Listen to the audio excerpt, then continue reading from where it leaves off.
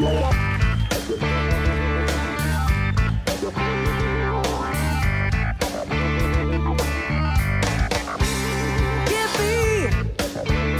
dirty love, like you might surrender to some dragon in your dream. Give me your dirty love, like a pink donation to the dragon in your dream. I don't need your sweet devotion, and I don't want your cheap emotion. Whip me up some dragon lotion for your dirty love, your dirty love. Give me your dirty love, like some All right, welcome to JNR Reports. It is Wednesday, April 18th, 2012. I am joined today by investigative reporter Wayne Madsen, WayneMadsenReport.com. Wayne and I will be discussing what really is going on with the Secret Service scandal that, in some people's eyes, is one of the worst scandals for the Secret Service that took place at the Summit of Americas in Colombia. Wayne is joining me from Washington, D.C., the District of Criminals in FEMA Region 3. Wayne, thank you so much for coming on. Good to be with you. Wayne, quickly, just give us a quick overview of what took place in Colombia. What is the Summit of Americas, and why was this such an important summit taking place in South America? Well, the Summit of Americas has been held for a number of years in various locations. This one was considered rather important because during the Bush administration, of course, Latin America was mostly ignored, which actually served the purpose of allowing a lot of progressive governments come to power democratically in Latin America and the Caribbean without the intervention that we've historically seen with the CIA, overthrowing governments. When Obama came in, he was faced with this fait accompli that most of the Latin American nations had progressive governments that were not all that attuned with U.S. foreign policy goals. He, of course, engineered the first coup against Manuel Zelaya's government in Honduras.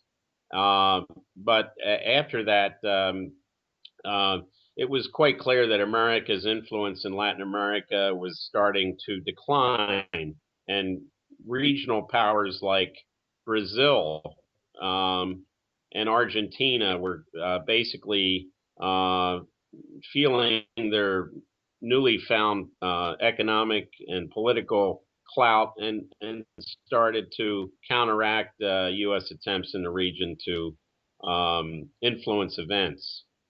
The backdrop to the summit in Cartagena was that President Manuel Santos, who's not a progressive, he's a former defense minister, is conservative, wanted to invite Raul Castro. That would have been the first time Cuba would have been invited to a summit of the Americas for a number of years. Of course, Cuba's been suspended from the Organization of American States, but that's seen as a U.S. contrivance, and many Latin American countries now basically disregard the OAS. It's headquartered right across the street from the White House. It's viewed as a U.S., basically a U.S. run organization.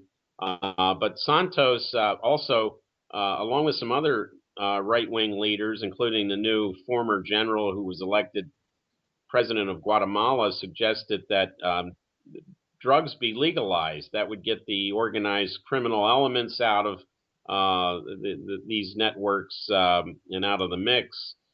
That was not popular with Obama because his administration is continuing with this military approach and law enforcement approach to the drug problem. So there were bad feelings between Colombia and the United States. Even though we had signed this free trade agreement with Colombia, that was overshadowed by these other significant differences. So Obama went to Cartagena basically with a ready-made hostile audience of fellow America's leaders. His only ally down there was Stephen Harper, the Canadian Prime Minister. Then we had this situation with the Secret Service. Now, these incidents, I've been told, have happened in the past, but usually the host government, their police, and their government officials will, as a courtesy, go in and clean the mess up and say, in this case, they would have told these prostitutes who gained access, who got, were welcomed into these hotel suites at the Hotel El Caribe in Cartagena. They would have said, get out of here or we'll arrest you. That did not happen this time because I think a series of events took place. Netanyahu, the Israeli prime minister, would like nothing more than to embarrass Obama. And now Obama, and I have to say that this not ready for primetime White House, where the adults have left. Bill Daley is no longer the chief of staff. Jacob Lew, who's basically a bean counter, is now the chief of staff, former head of the Office of Management and Budget.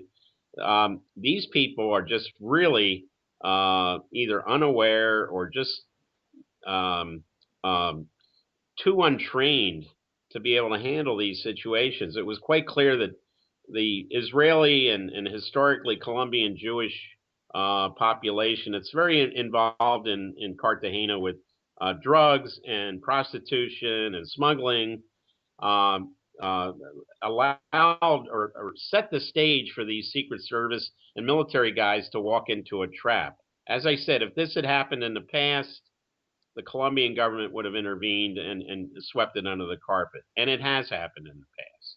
And it's But just because of, yeah. No, oh, go ahead, Wayne. I was just going to mention it's just so fascinating, like you mentioned, that with former Chief of Staff Bill Daley from Chicago, he and his goons, they know how to cover up stories like this, or at least try to bribe others Yeah. to keep a story like this under wraps. Like you just Right. mentioned, it's just very interesting that the story would get out on such a big summit like the Summit of Americas. That's right. Well, Daley had also been Commerce Secretary under Bill Clinton, so he had been to Latin America several times. I'm not saying he would have had this problem, but many times these U.S. delegations go to these other countries, and somebody or a few people might get in trouble with the local authorities, and it's all covered up. That's just part of diplomatic protocol in these situations. That did not happen because Hillary Clinton and the U.S. ambassador in Bogota, Michael McKinley, had apparently chewed out Santos for running off to Havana to apologize to Raul Castro, saying, look, the Americans don't want you there and we can't invite you, but this is the last summit that Cuba will not be present. Every leader down there said the next summit, Cuba will be there. So apparently Hillary and McKinley, who's apparently not too swift, I understand it. Ambassador McKinley is one of these typical ambassadors who really doesn't have any clue as to what's going on. Chewed out, apparently had words with President Santos and senior members of his administration. So when the Secret Service guys got caught, and it's hard to believe this was over $47, one guy didn't pay a hooker. And that's pretty cheap. I don't know what the guy was complaining about. But it also, I think, goes to show that these particular prostitutes probably came, there's a bunch of skanky bars near this hotel, El Caribe. But these are exactly the kind of individuals you would expect the local Israeli mob, influence mob to use to embarrass the White House advance team. And that's exactly what apparently happened. Santos and his people, when they were informed of this situation, basically said, look, the gringos are on their own now. They have to pay the women, and and somebody leaked it to the press. And it's interesting who this was leaked to. This was leaked to Ron Kessler, who used to be with the Washington Post, but now he writes for the very right-wing Newsmax.com.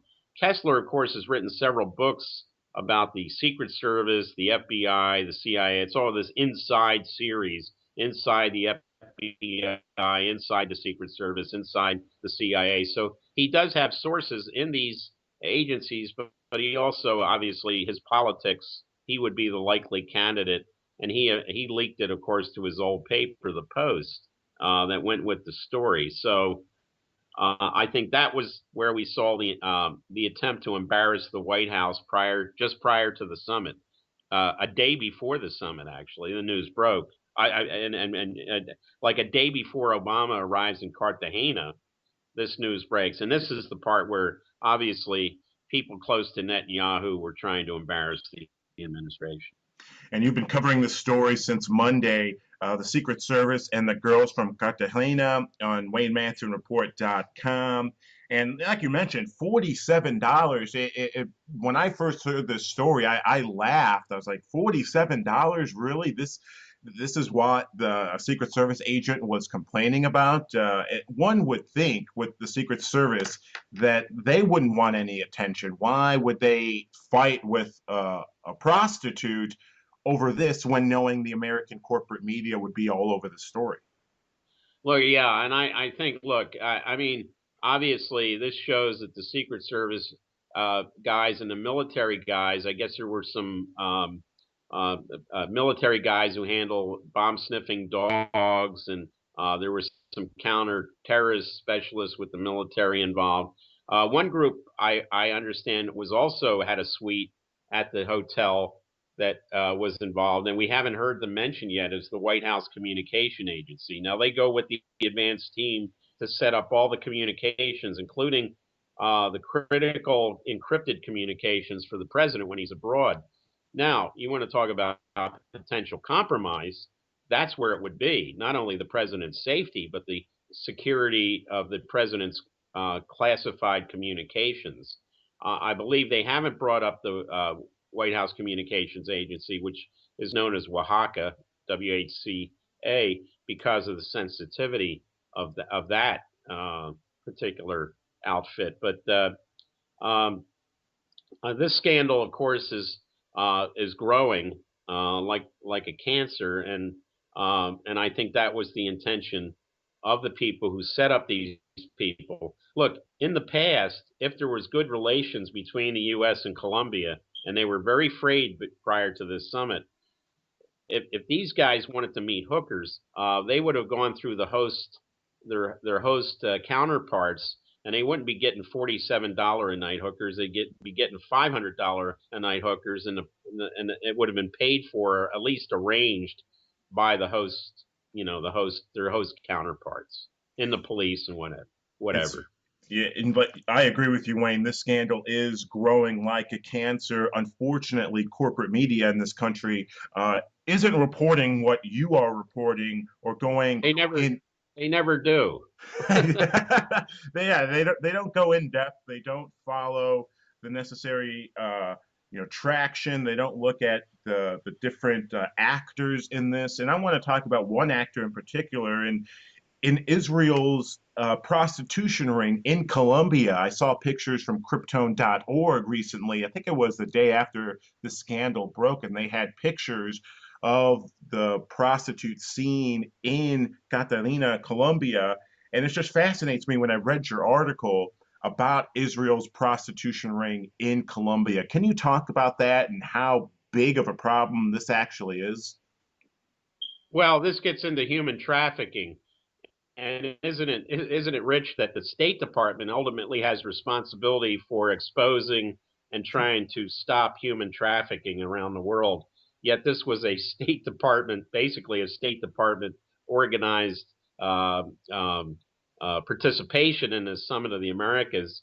The Israelis are known to use of age and underage Colombian prostitutes, who then they traffic these girls who are very attractive. They also, pay for them to have breast implants and to make them even more attractive.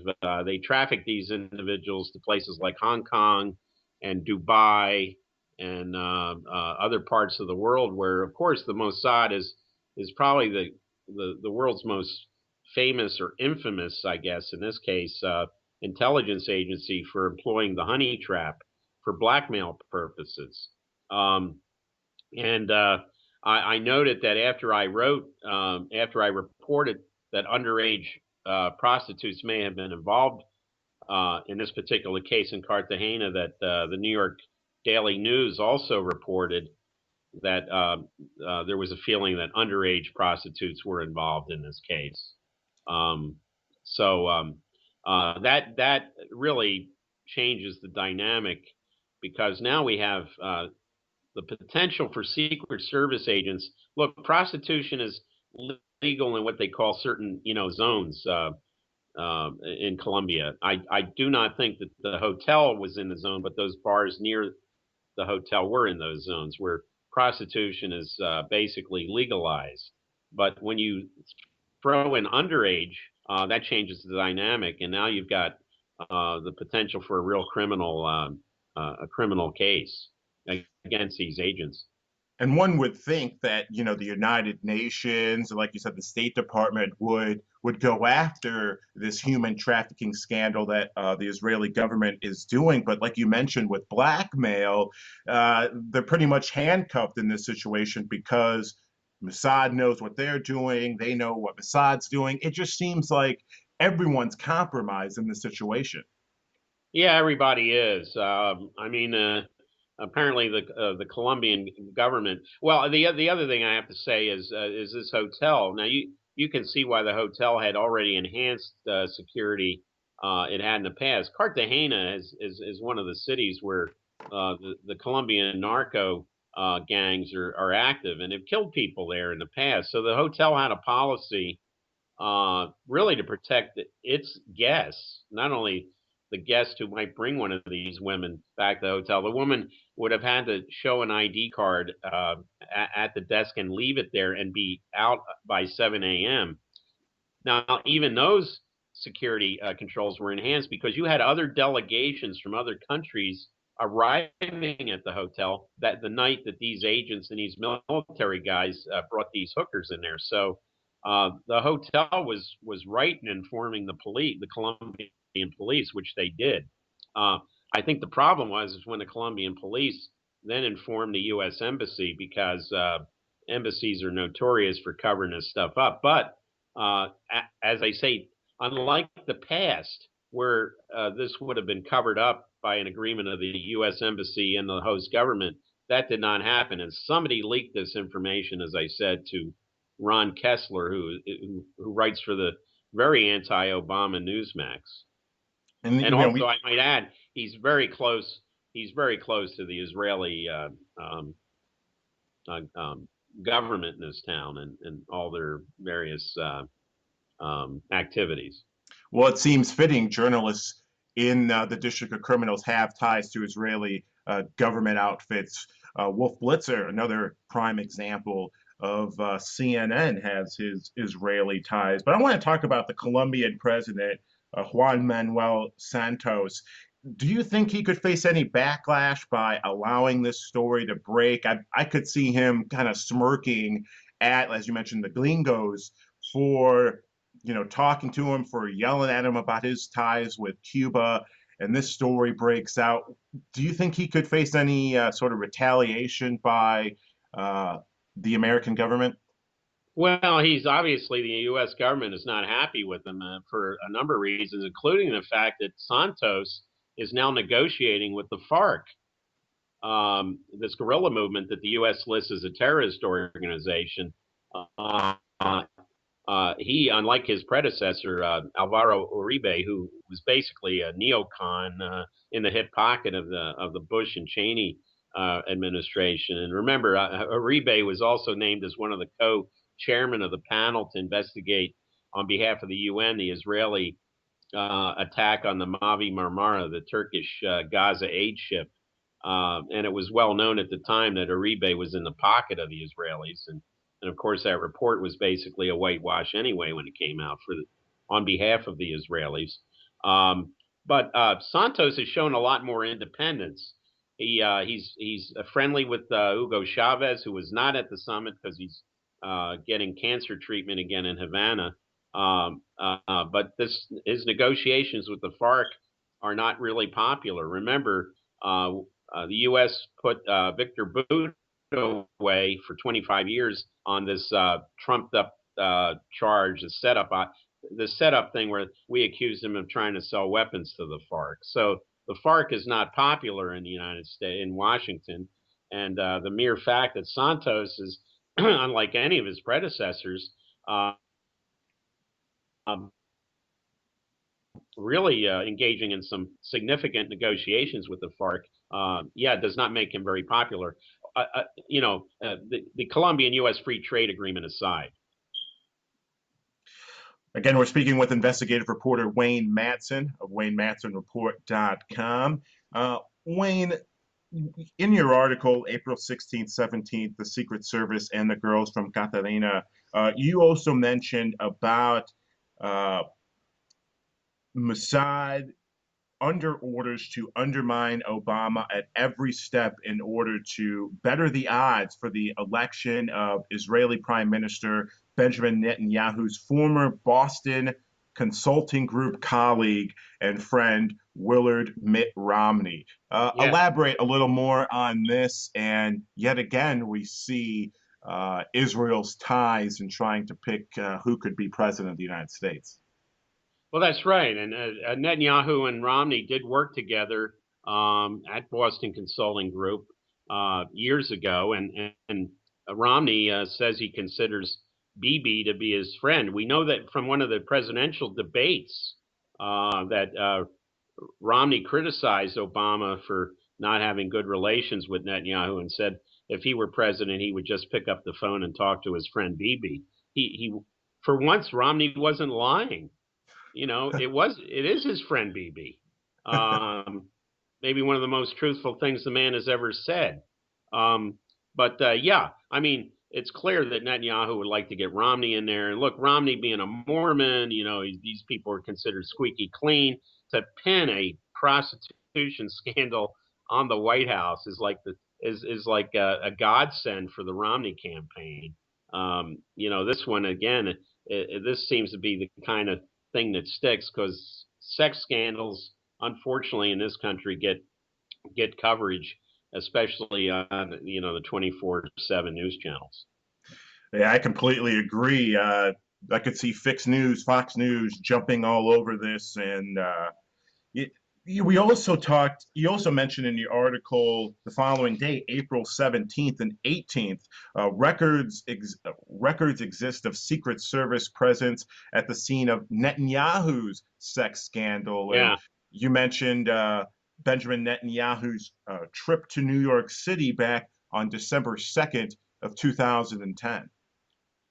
Yeah, I think I reported on December 2nd, but the trip he made he was on a private visit to the United States. He stopped off in New York, and I think this could be called Secret Service retaliation for what happened in Colombia.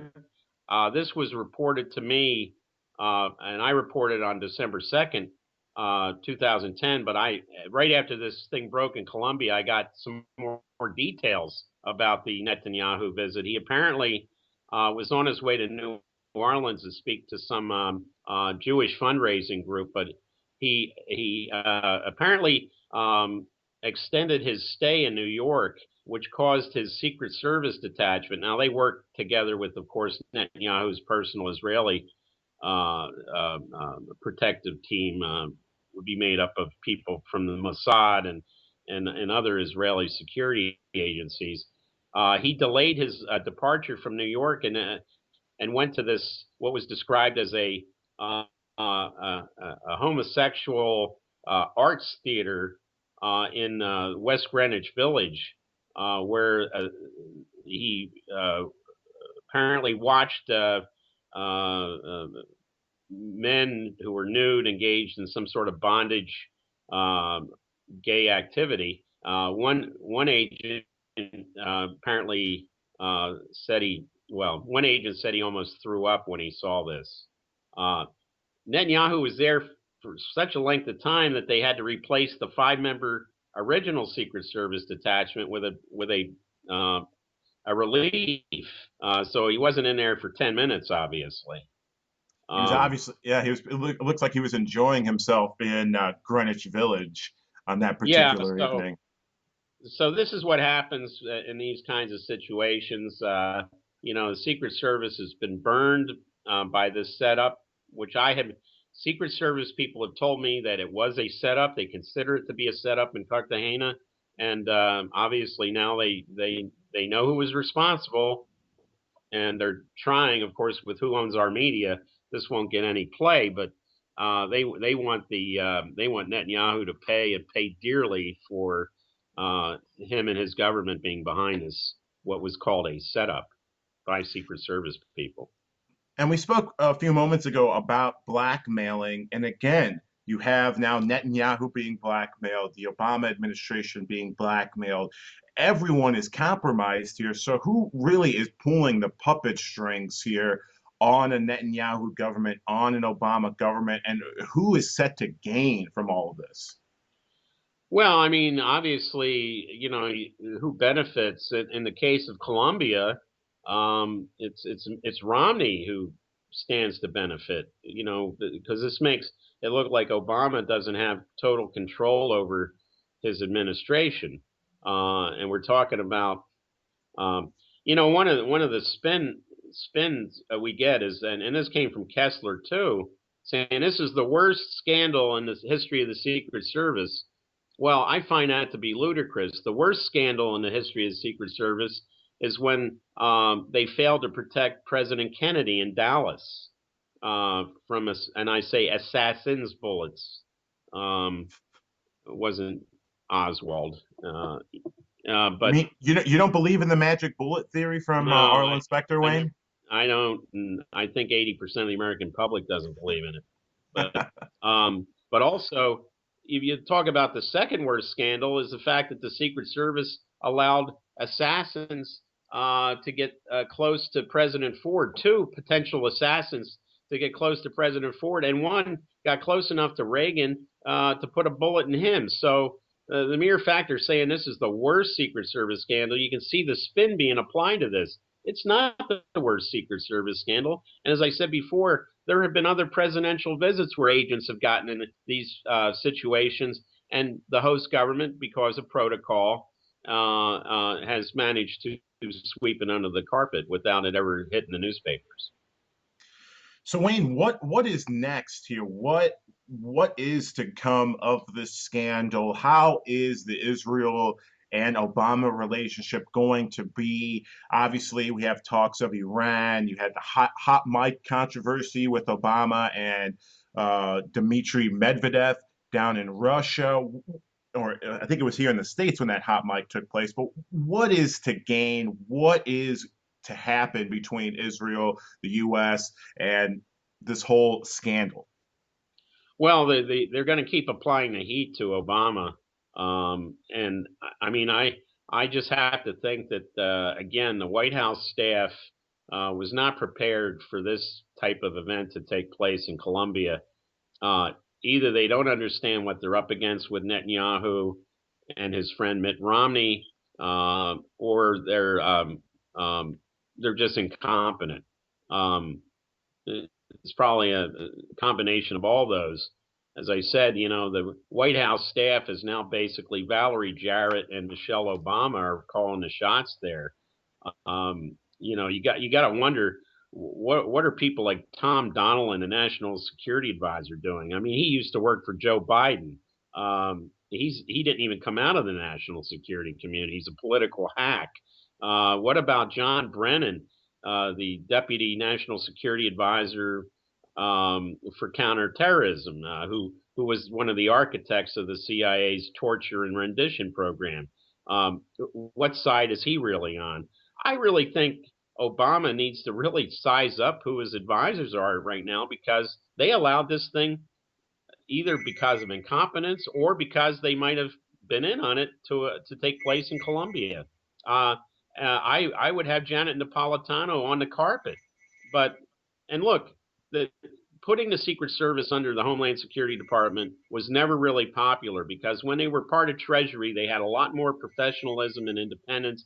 They were kind of above the political fray, but now that they're part of this huge Homeland Security Department, like the Coast Guard, they feel that they've lost their independence, and they're much more politicized. So if I were Obama, I would look at really getting the Secret Service out from under Homeland Security, putting it back under the Treasury Department, give them more independence, and also take a close look at the advance team. I'm not talking about the Secret Service guys, but the advanced political team. And I have to add, I understand White House political staffers were also in that hotel and may have been involved in those parties as well with the prostitutes. That hasn't come out yet.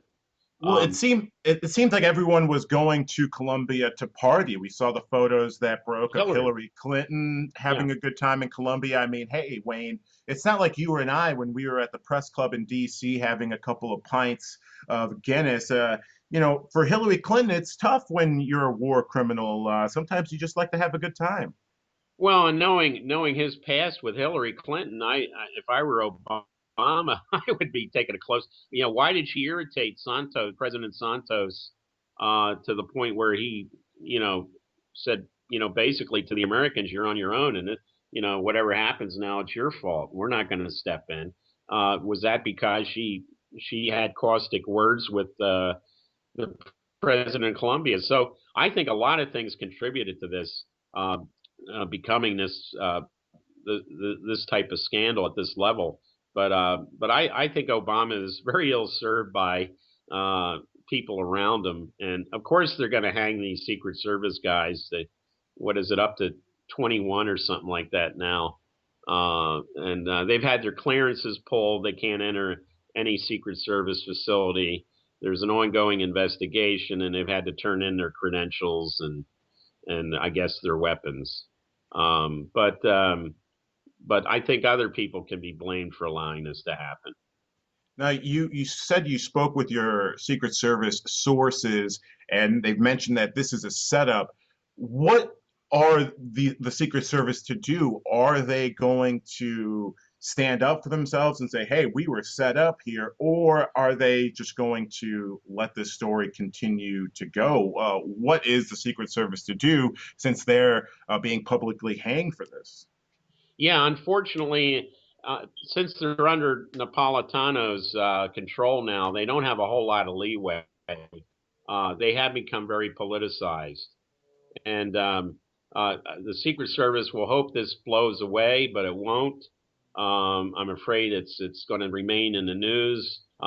There obviously are going to be some people fired, but these are low-level guys. And as I said in the past, this would have never reached this level of scandal. Say it was one or two, or maybe even five agents got caught in a place wherever the president visited, Buenos Aires, Rio. This would have been handled as a result of an agreement between the host nation authorities, U.S. Embassy, and the White House. But that did not happen this time. And if I were Obama, I'd start asking those questions. Why did this happen? What were the circumstances? And I'd be looking at firing higher level people.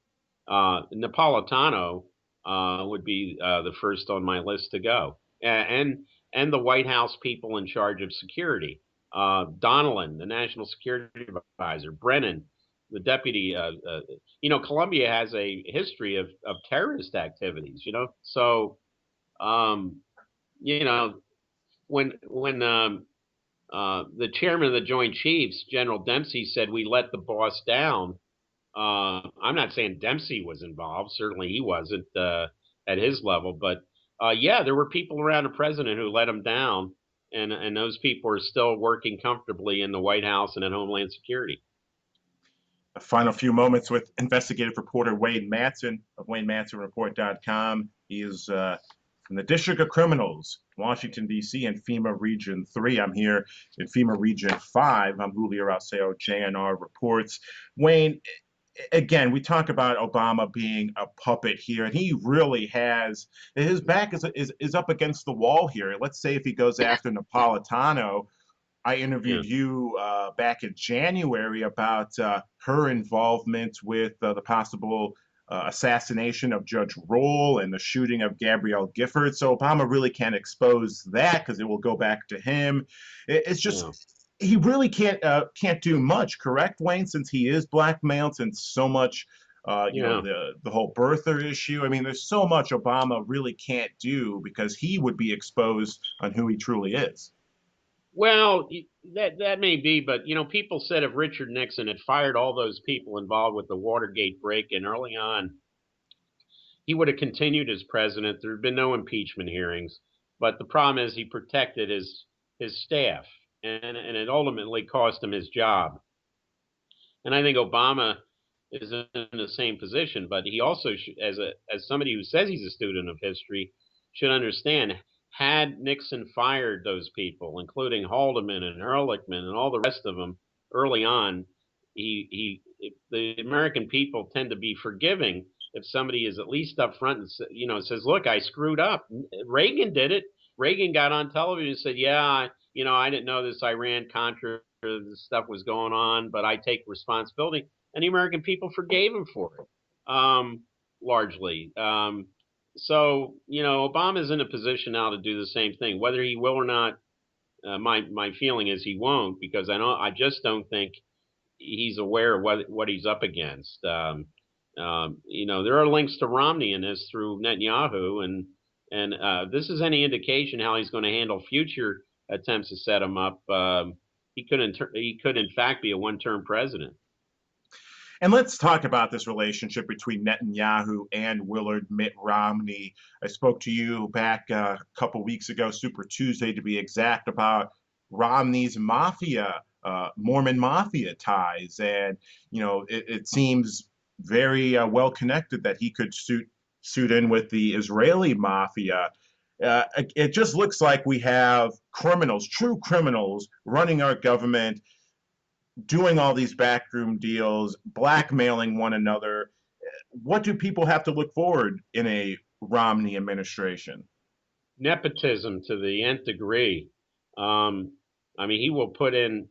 There's talk that John Huntsman, who's his cousin, former governor of Utah, could wind up as Secretary of State. Now, Huntsman is now implicated in this whole Chinese scandal about the murder of Neil Haywood by the wife of the up-and-coming Chinese communist leader Bo Xilai.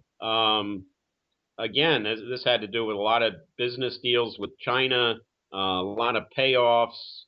It extends into Britain and Canada, but it also extends into Huntsman, because Huntsman speaks fluent Mandarin Chinese and was Obama's ambassador in Beijing. And now we know that his 3 daughters had dated the son of Bo Xilai, who's this playboy, and nobody knows where all of his money comes from. You can assume that this is a result of these secret business deals. But again, if Obama had not appointed Huntsman as his ambassador, he could point to this and say, "Yeah, you see how nepotistic and with all these secret deals, you have Huntsman and Romney with Bain Capital, and Bain Capital right now is headed up by an Israeli woman.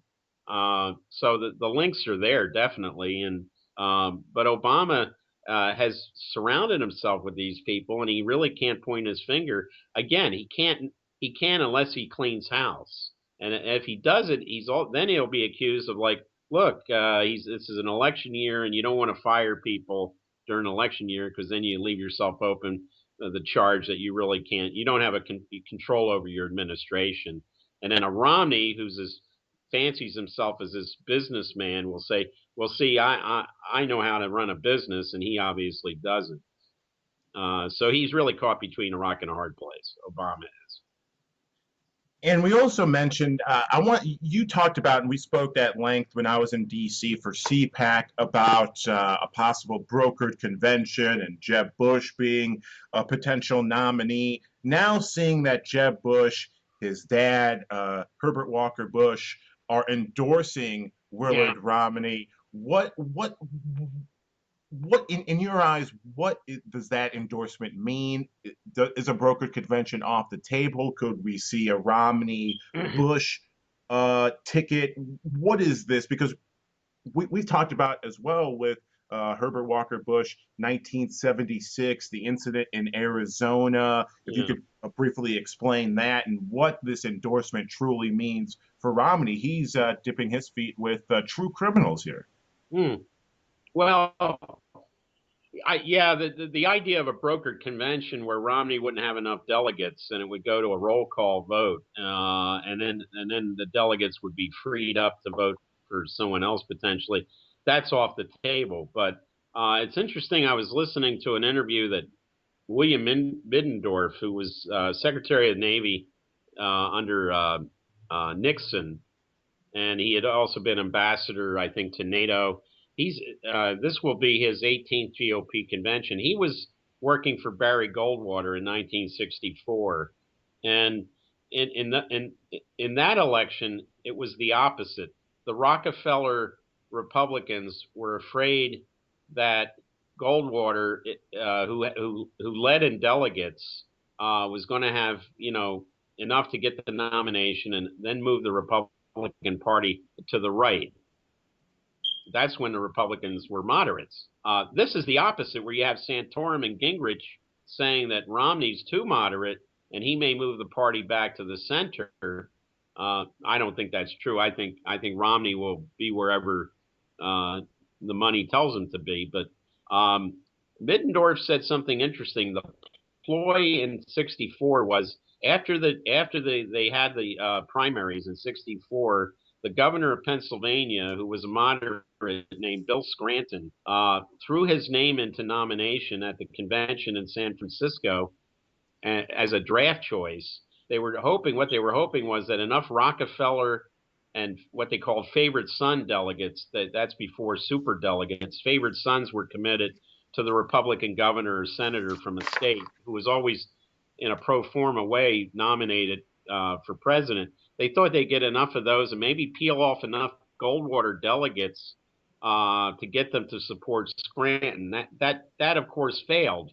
But I think what he was saying was there's a possibility, and we know that Santorum did not withdraw. He suspended his campaign, and he said he just, he's refusing to endorse Romney. I'm not saying it would be Santorum, but they might get somebody else as a draft choice like they got Scranton in '64 to see if they could pull enough people away who may not be happy with Romney, including Romney delegates, to support a draft.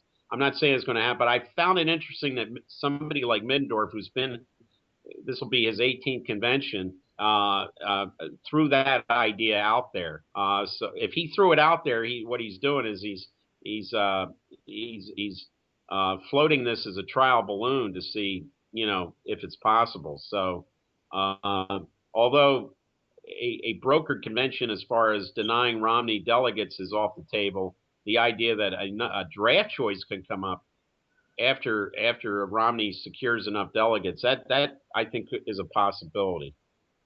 And what is this Bush endorsement mean for Romney, and what does it mean? The, is the neoconservative elite praising Romney as the heir apparent? Well, what it does, Bush's endorsement lines up the money, in the Republican Party. The money that Romney already doesn't have committed to him basically commits that money, and I really don't think Bush is going to be his VP choice. I think he's waiting for 2016, but it will, lay the groundwork for a future Bush candidacy, because the Bushes, we know, do call in the markers. So 2016 comes around, Jeb Bush will expect Romney to support him and all the money that Romney, has at his disposal to support him. So I think this is basically politicking for.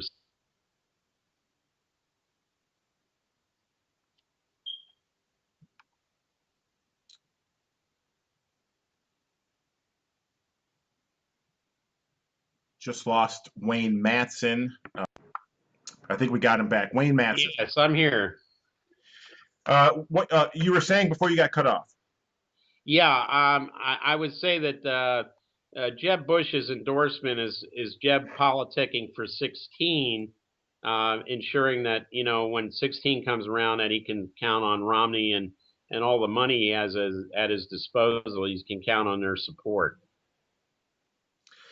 It's super fascinating stuff, again, Wayne, just to see what truly is going on with the Secret Service scandal, to see that Romney's name is involved with Benjamin Netanyahu. They're good friends.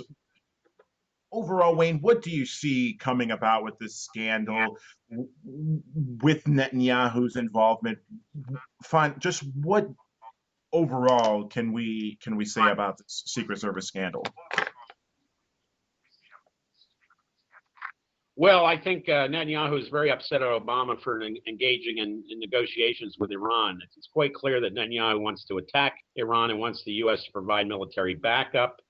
He would like to do that sooner than later, although now we know from his own deputy prime minister, Dan Meridor, that, they do not believe that Iran has nuclear weapons or is anywhere close to having nuclear weapons. But this attempt to box Obama in to support that type of activity is really, I think, behind Netanyahu's attempts to embarrass Obama. He would clearly like to see his good friend Mitt in the White House, and this incident in Colombia won't be the first time that he's trying to embarrass Obama, and it won't be the last. I just would hope that the people that are advising Obama, and those who are, in the hip pocket of Israel, they're not going to warn him, but there are other people in this administration who are not owned and operated by the Israelis who are in a position to keep Obama out of trouble on this one. And Wayne, you wrote about the Stafford emails that got released by WikiLeaks, and an interesting email between Netanyahu and a possible assassination attempt. Can you explain? Well, we know that the publisher of the Atlanta Jewish Times, a guy named Adler, actually stated that one thing Mossad might do if they can't get the U.S. supported an attack on Iran, is one option he gave was have Mossad assassinate Obama. I mean, this guy's still walking around. I mean, there's all this talk about Ted Nugent, who's basically a nut, making some threat against Obama. But when you talk about the Mossad, they have assassinated people in the past. They have a track record of it. And then that's followed by this guy, George Friedman at Stratfor. We know now that Netanyahu was one of his sources, saying that, maybe A-Dog's helicopter will crash. And then after the fact, they said, oh, no, that was a reference to Ahmadinejad. Now, you look at every news footage of Ahmadinejad, and he very rarely travels by helicopter. Either travels by car or by plane. He has been known to travel by helicopter, but the people in Iran that travel by the helicopters are kept in northern Tehran, the north part of Tehran. Every once in a while, the Ayatollah Khamenei and Ahmadinejad, they do travel, but not. It's very rare. But who does travel a lot by helicopter? And that's the president. And the mere idea that they said, no, A-Dog was a cryptic reference to Ahmadinejad. Well, why are you going to spell dog D-O-G-G? That is a reference to Snoop Dogg, the rapper. And Yes. I don't think it takes a rocket scientist to figure out that, Obama being African American and calling him A-Dog spelled like Snoop Dogg could have been a reference to Obama. But they tried to, after this thing was leaked, they were trying to say, no, he meant Ahmadinejad.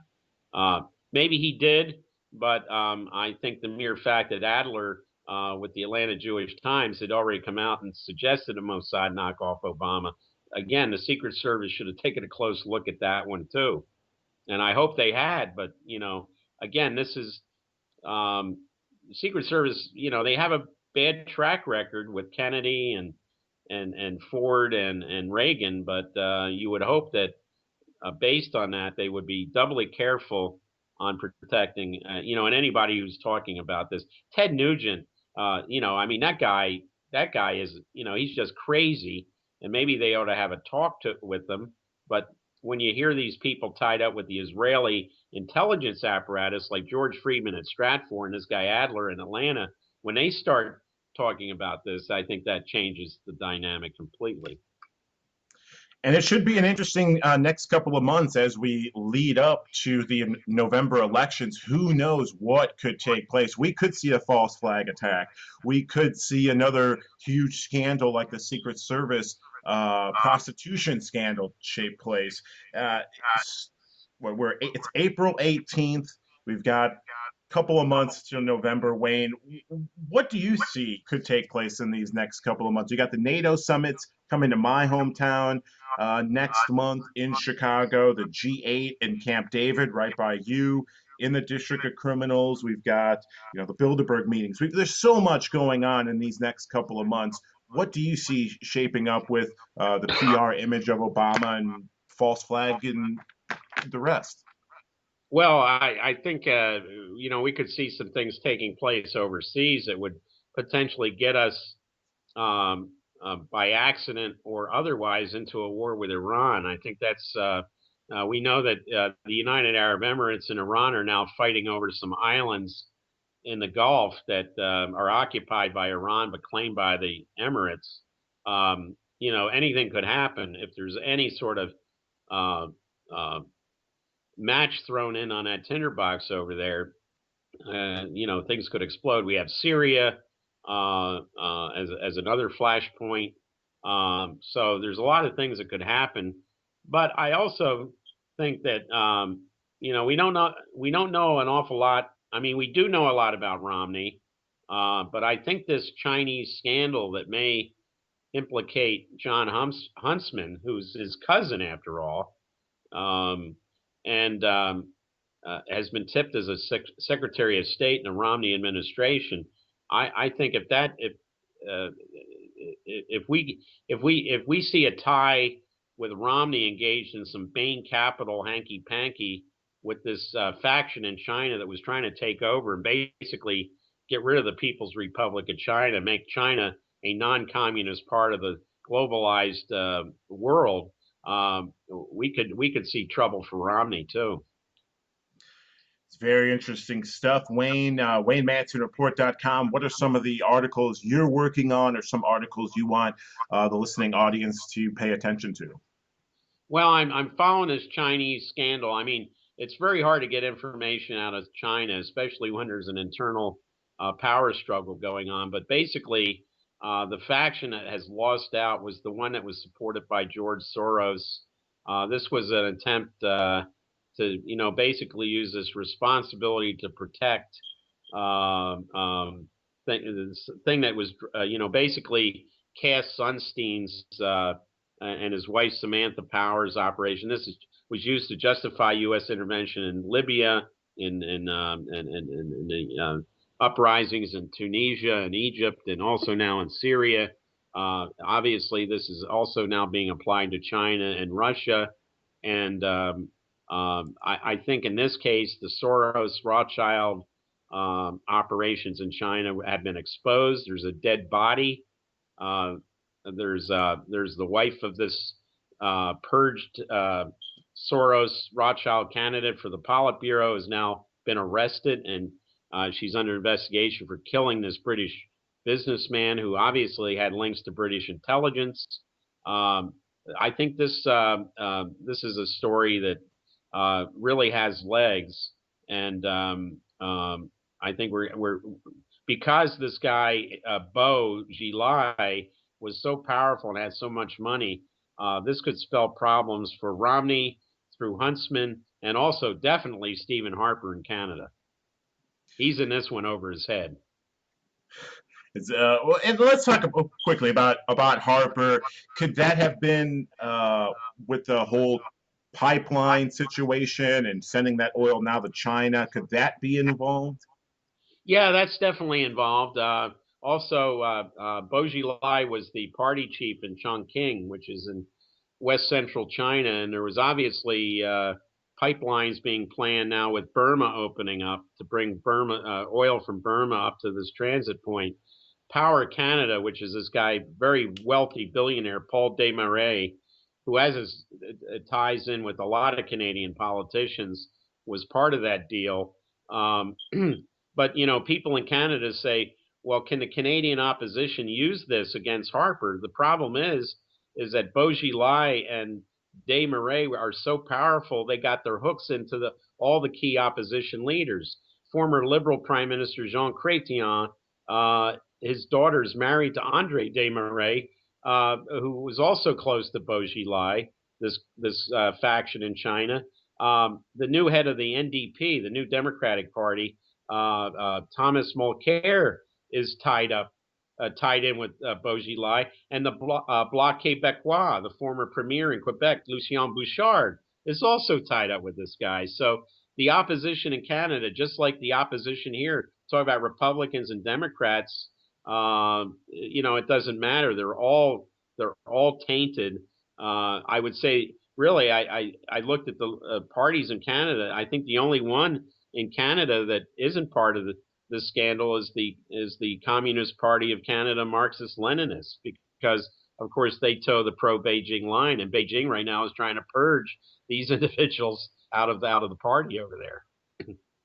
It's amazing stuff, Wayne Madsen. And like you just said, it goes to show you that not just here in America, but in Canada, our neighbors to the north, and internationally as well, both political parties or even three political parties are bought and paid for by the same controlling interests. That's right. That's right. And in Britain, we know that David Cameron was very slow to investigate the death of the murder of this guy, Neil Haywood. As I reported today, there were 6 other Western businessmen who died. They said he poisoned himself by drinking too much alcohol. There were 6 in 2002. There were 6 businessmen, 5 Americans and 1 Canadian, who they said died from alcohol poisoning. They each of them drank 2 draft beers, but obviously, you know, somebody poisoned the beer as they did. Obviously, they must have poisoned Haywood's drink too. Fascinating stuff. Anything else that you want the listening audience to pay attention to? Well, I think that you know, people should ignore the hype on this Secret Service story and really look at the backstory and not the Fox News's special reports where they just break in with some salacious bit. You know, I mean, I really think that they're trying to downplay the idea that underage girls were involved because that doesn't look good for Hillary, who's basically in charge of combating human trafficking around the world. And when you get underage girls that close to the White House, that doesn't say, you know, it says a lot about her. She's not doing a very good job. But you know. But the previous people in Condoleezza Rice and Colin Powell did not do a good job on that either. So it's really a pox on all their houses. Wayne Madsen, you one of few reporters that are willing to report on the actual stories and are unafraid to step on the toes of those who are truly committing the crimes. Wayne Madsen, WayneMadsenReport.com. Thank you so much for coming on the program. Good to be with you.